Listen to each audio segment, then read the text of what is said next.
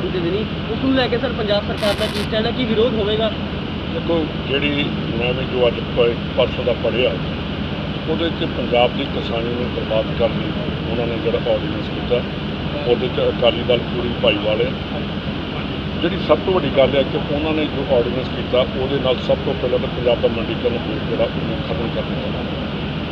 5000 करोड़ या 4000 करोड़ जो सूँ आरडीएफ वो पंजाब की गवर्नमेंट की मंडियाँ बनदियाँ ने वो सड़क बनदियाँ ने उन्होंने होर जी कोई वक्-वक् काम से वो किए जाते हैं। जिस वे वो ऑर्डीनेंस आएगा वो पहले सब तो पहला पंजाब मंडी बोर्ड को खत्म करके उन्होंने जी साजिश की है वो होई। दूसरी चीज़ जी सब तो वड्डी है कि उन्होंने कहा कि जी मंडीकरण जी वो ओपन होएगी जितने मर्जी तुम बेच सकते तो नाल ही उन्होंने कहा कि जो कॉरपोरेट ने वो भी आके उत्थे अपना बिजनेस कर सकते। इसका मतलब कि जो किसान ने मेरा नहीं ख्याल कि तुम किसी किसान के नाल हुण गल करके बेच लो लाखा साहब बैठे ने ज़्यादा जमीन होएगी कोई किसान जोड़ा वो अपनी फसल में 6-7 महीने या 2 महीने अपनी होल्डिंग करके नहीं रख सकता। उन्होंने कहा कि किसान अपने उत्थे रखें। जी ये चीज़ है कि FCI की जी शांताकार कमेटी बनी थी वो तो पहले ही उन्होंने शुरू कर दिता सी कि जी MSP आ इनू खत्म कर दी वो वालों तजवीज़ आ गई वो कट भी लग गए ने वो काबू हो चुका। हरियाणे दी इलैक्शन आउंदियां उत्थे तजर्बा भी उन्होंने स्टार्ट कर देना सी। इस करके जी चीज़ा ने इसका पंजाब सरकार नहीं पूरे हिंदुस्तान के किसान इस चीज़ का जी MSP खत्म कर दी तो फिर रेट की रह जी कितने जाओगे फिर पंजाब के अन्नदाता जिन्हों कहा गया अज करोना के पंजाब के पूरे हिंदुस्तान के अनाज जोड़ा वक्-वक् स्टेटा के भेजा गया तो जे यो चीज़ जे पंजाब के किसान का गला ही दबा दिता इंसेंटिव मिलना चाहिए सी पंजाब के किसान को दसना कि उन्होंने जो पंजाब ने पूरे वर्ल्ड के दसता कि असं हिंदुस्तान को आत्मनिर्भर कर दिता है तो अज उसी पंजाब के किसानों को नहीं पंजाब नहीं मैं कहना पूरे हिंदुस्तान के किसानों की MSP बंद कर दी FCI बाहर निकलेगी इसका मतलब किसानी बिल्कुल खत्म कर दी जाएगी। इन्हों का कोई एजेंडा कोई हो रहा तो ये होर तरीके जी वो असी तो मैं तो क्या कली कांग्रेस नहीं करेगी पूरे पंजाब के किसान करने वो अकाली दल तो शायद ना क्योंकि वो आप भाईवाल है वो जी दो चीज़ा वेखो कि इसे ही हरसिमरत जी उत्थे कैबिनेट के बैठे वो सामने ये फैसला हो रहा 2004 के जो जोड़े पहाड़ी एरिए ने जोड़ा राजस्थान हिमाचल प्रदेश या नाल साडे JNK उत्तराखंड उन्होंने स्टेटों के जो इंडस्ट्री को इंसेंटिव दिता उस वे सुखबीर बादल उपर दिल्ली के मिनिस्टर से 2004 उदों पंजाब का बेड़ागर किया उदों भी बादल परिवार से अज फिर जो किसानी का गला घुट रहे उस वे इंडस्ट्री का बेड़ागर किया हूँ पंजाब के किसानी का ये अपनी मोहर ला के जाने। इतने आए हो कि सोसाइटी के काम बड़े वधिया होए हुए हैं इस तरह की पंजाब की दूसरी सोसाइटियां क्यों नहीं हो रहे? देखो साड़ियाँ जड़ियाँ कोई 3300 के 2600 सोसाइटियां जड़ियाँ ने वो प्रॉफिट से जा रही हैं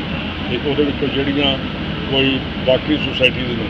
उन्होंने चो जड़ियाँ लॉस से सीगियां। पहली गल तो मैं दस देनी चाहना कि जे आप 10 सालों का पिछला कढ़िए जो प्रकाश सिंह बादल को रही सोसाइटियां तुम किसी सोसाइटी चले जाओ बिल्कुल जे सब तो पहले एक ही कर लीजिए उन्होंने मुक्तसर जिले में लै लीए जोड़ा मुख्यमंत्री अपने जिले के कोऑपरेटिव डिपार्टमेंट में खत्म कर सकता अपने इंस्टीट्यूशन जी है उन्हें खत्म कर गया उत्थे कोलियां वाली वर्गे जोड़ा कौन तेजिंदर मिड्डू खेड़ा या होर कई जिन्होंने इन्ने लखा करोड़ों के कर्जे इन्होंने बैंकों तो लैके तो उन्होंने बैंक ही फेल करके रख दिते तो वो तो आप की आस लै सकते हैं। तो इस करके जो सोसाइटियां ने असी 1100 सोसाइटी साड़ी जी लॉस से 1600 जी 500 सोसाइटी है उन्होंने असं 2 सालों के बाहर कढ़ लिया तो हूँ जो अगला टारगेट है 300 सोसाइटी अगले 3-4 महीनों वो भी असं प्रॉफिट लैके आ रहे जी सोसाइटियां बिल्कुल ही खत्म ने उन्होंने असं मर्जर करा या उन्होंने बंद करना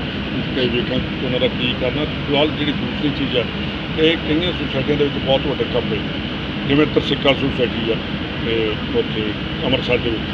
उत्थे जो इंक्वायरी मैं करवाई है लॉकडाउन से मैंने पता लगा कि इतने कोई गड़बड़ हुई है तो उस टाइम मैं उन्होंने सैकटरी को उत्थे मैं कि अरैसट करो 3 सोसाइटियों के बड़ी वड्डी हादसे सब मैं दस रहे थे कहते जी वो 5-6 करोड़ तक नहीं जानी ये बहुत अगे तक जाएगी क्योंकि 2009 तो उत्थे इंबैसलमेंट चल रही थी। इस तरह उच्चा पिंड है इतने जलंधर के इंक्वायरी कराई उत्थे भी सैकटरी कॉपी ऑडिट इंस्पैक्टर वो भी फड़ के अंदर दिते हैं। ये जी चीज़ा ने इन्हों बचाने मैनू खुशी हुई है कि मैं अज मोगा और इतने आया ये सोसाइटियां बड़िया ਪ੍ਰੋਫਿਟ ਦੇ ਵਿੱਚ ਤੇ ਇੱਥੋਂ ਵਾਲੀ ਦੇ ਕੋਲ ਤੇ ਬੈਂਕ ਦੇ ਵਿੱਚ 7 ਕਰੋੜ ਦੇ ਨੇੜੇ ਰੁਪਈਆ ਜਮ੍ਹਾਂ ਹੈਗਾ। ਤੇ ਜੇ ਇਵੇਂ ਦੀਆਂ ਕੋਆਪਰੇਟਿਵ ਸੁਸਾਇਟੀ ਚੱਲ ਤੇ ਪੰਜਾਬ 'ਚ ਕਦੀ ਫੇਰ ਹੋ ਹੀ ਨਹੀਂ ਸਕਦਾ, ਕਿਉਂਕਿ ਕਿਸਾਨ ਚਲੋ ਇਹਨਾਂ ਨੇ ਮੈਨੂੰ ਅੱਜ ਹੀ ਕਿਹਾ ਕਿ ਅਸੀਂ 3 ਕਨਾਲ ਜ਼ਮੀਨ ਖਰੀਦੀ ਹੈ, ਉਸੇ ਤੁਹਾਨੂੰ ਪੰਪ ਵੀ ਦਿੱਤਾ ਜਾਏ। ਤੇ ਮੈਂ ਪਿਛਲੇ ਪਿੰਡ 'ਚ ਜਿਹੜਾ ਸਿੰਘੋਵਾਲ ਜਾ ਕੇ ਆਇਆ ਸੀ, ਉੱਥੇ ਉਹਨਾਂ ਨੇ ਜਿਹੜਾ ਪੈਟਰੋਲ ਪੰਪ ਹੈ 2 ਕਰੋੜ ਦੀ ਉਹਨਾਂ ਦੀ ਸੇਲ ਹੈ।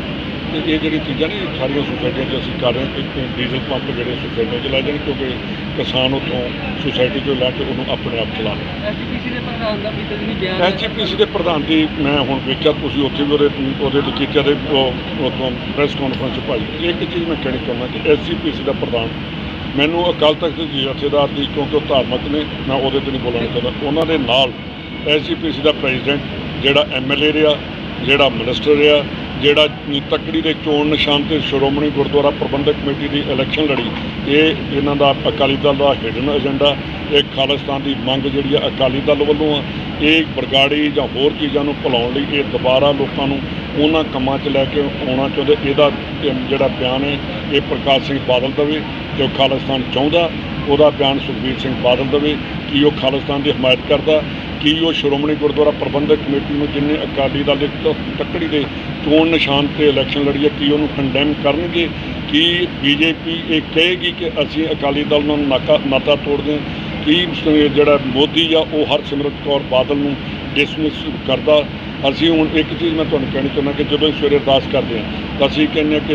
ਨਨਕਾਣਾ ਸਾਹਿਬ, ਕਰਤਾਰਪੁਰ ਸਾਹਿਬ, ਜਿਹੜੇ ਹੋਰ ਪਾਕਿਸਤਾਨ ਦੇ ਵਿੱਚ ਸਾਡੇ ਗੁਰਦੁਆਰਾ ਸਾਹਿਬ ਰਹਿ ਗਏ ਨੇ, ਕਿ ਖਾਲਿਸਤਾਨ ਦਾ ਕਿਹੜਾ ਏਰੀਆ ਰੱਖਿਆ ਜਾਏਗਾ, ਕਿ ਉਹਦੇ 'ਚ ਦਿੱਲੀ ਹੈ, ਕਿ ਉਹਦੇ 'ਚ ਪਟਨਾ ਸਾਹਿਬ ਹੈ, ਨੰਦੇੜ ਸਾਹਿਬ ਹੈ, ਹੇਮਕੁੰਟ ਸਾਹਿਬ ਹੈ, ਇਹ ਪੌਂਟਾ ਸਾਹਿਬ ਹੈ, ਕਿ ਫਿਰ ਅਸੀਂ ਅਰਦਾਸ ਕਰਾਂਗੇ ਕਿ ਗੁਰੂ ਮਹਾਰਾਜ ਹੁਣ ਉਹਨਾਂ ਦੇ ਖੁੱਲ੍ਹੇ ਦਰਸ਼ਨ। ਇਹ ਬੜੀ ਜਿਹੜੀ ਡੂੰਘੀ ਸਾਜ਼ਿਸ਼ ਹੈ। ਪੰਜਾਬ ਨੇ ਜੋ ਇੰਨੇ ਸਾਲ ਸੰਤਾਪ ਹੋ ਗਿਆ, ਉਹ ਦੁਬਾਰਾ ਪੰਜਾਬ 'ਚ ਇਹਨਾਂ ਨੂੰ ਅੱਤਵਾਦ ਵੱਖਵਾਦ ਨੂੰ ਬਿਲਕੁਲ ਨਹੀਂ ਚੁੱਕਣ ਦਿੱਤਾ ਜਾਵੇ। ਅੱਜ ਵੀ ਵਿਕਰਮ ਮਜੀਠੀਆ ਪ੍ਰੈਸ ਕਾਨਫਰੰਸ ਕਰ ਰਿਹਾ ਸਰ, ਸੀਟ ਘਟਾਲੇ ਨੂੰ ਲੈ ਕੇ ਵਿਕਰਮ ਮਜੀਠੀਆ ਪ੍ਰੈਸ ਕਾਨਫਰੰਸ ਕਰ ਰਿਹਾ ਲਾਈਵ। ਦੇਖੋ ਉਹ ਤੁਸੀਂ ਮੇਰਾ ਖਿਆਲ ਹੈ ਕਿ ਉਹ ਜਿਹੜੀਆਂ ਫੋਟੋਆਂ 4-5 ਦਿਨ ਪਹਿਲਾਂ ਹੀ ਉਹੀ ਤੋਰੀ ਫਿਰਦੇ। ਵਿਕਰਮ ਮਜੀਠੀਆ ਨੂੰ ਮੈਂ ਇੱਕ ਗੱਲ, ਮੈਂ ਉਹਦੇ ਤੋਂ ਵੈਸੇ ਤੁਸੀਂ ਜਦ ਲੈ ਦਿੰਦੇ ਹੋ, ਉਹ ਜਾਂ ਤਾਂ ਮੈਂਟਲੀ ਅਪਸੈਟ ਹੋ ਗਿਆ। ਉਹਨਾਂ ਨੇ ਬਲਬੀਰ ਆਪਣੇ ਸਿੱਧੂ ਸਾਹਿਬ ਨੇ ਕਿਹਾ ਸੀ ਕਿ ਇਹਨੂੰ ਪਾਗਲਖਾਨੇ ਦਾਖਲ ਕਰਾ ਦੇਣਾ ਚਾਹੀਦਾ। ਉਹਦੇ ਵਿੱਚ ਮੈਂ ਇੱਕ ਕਹਿਣੀ ਚਾਹੁੰਦਾ, ਸਭ ਤੋਂ ਪਹਿਲਾਂ ਇਹਨੇ ਮੇਰੇ 'ਤੇ ਐਲੀਗੇਸ਼ਨ ਲਾਇਆ ਕਿ ਇਹਨੇ ਗੁਰੂ ਨਾਨਕ ਸਾਹਿਬ ਬਾਰੇ ਗਲਤ ਬੋਲਿਆ। ਉਹਦੇ 'ਤੇ ਇਹਨੂੰ ਮੂੰਹ ਦੀ ਵੱਜੀ। ਬਾਅਦ 'ਚ ਜੱਗੂ ਭਗਵਾਨਪੁਰੀਏ 'ਤੇ ਆ ਗਿਆ, ਇਹਨੂੰ ਕੋਰਟ ਵੱਲੋਂ ਮੂੰਹ 'ਤੇ ਜੁੱਤੀ ਵੱਜੀ। ਹੁਣ ਇਹ ਵੀ ਟੌਪਿਕ ਹੈ, ਉਹਦੇ 'ਚ ਮੇਰਾ ਕੀ ਹੈ, ਨਾ ਮੇਰਾ ਡਿਪਾਰਟਮੈਂਟ, ਨਾ ਮੇਰਾ ਕੋਈ ਲੈਂਡ, ਨਾ ਕੋਈ ਦੇਣ। ਮੈਂ ਇੱਕ ਚੀਜ਼ ਕਹਿਣੀ ਚਾਹੁੰਦਾ ਕਿ ਸੁਖਬੀਰ ਸਿੰਘ ਇਹਨੂੰ, ਵਿਕਰਮ ਮਜੀਠੀਆ ਨੂੰ, ਕਿ ਮੇਰੇ 'ਚ ਸਰਦਾਰ ਸੰਤੋਖ ਸਿੰਘ ਦਾ ਖੂਨ, ਮੇਰੇ 'ਚ ਮਜੀਠੀਆ ਖਾਨ ਗਦਾਰਾਂ ਦਾ ਖੂਨ ਨਹੀਂ। ਕਿ ਮੈਂ ਚਿੱਟੇ ਦੇ ਵਪਾਰੀ ਨਾਲ ਇਹਦੇ ਨਾਲ ਸੱਤੇ ਪਿੰਦੇ ਦੀ ਫੋਟੋ ਆਈ, ਉਹ ਭੁੱਲ ਗਿਆ। ਤੋਤਾ ਸਿੰਘ ਇਹਨੂੰ ਭੁੱਲ ਗਿਆ।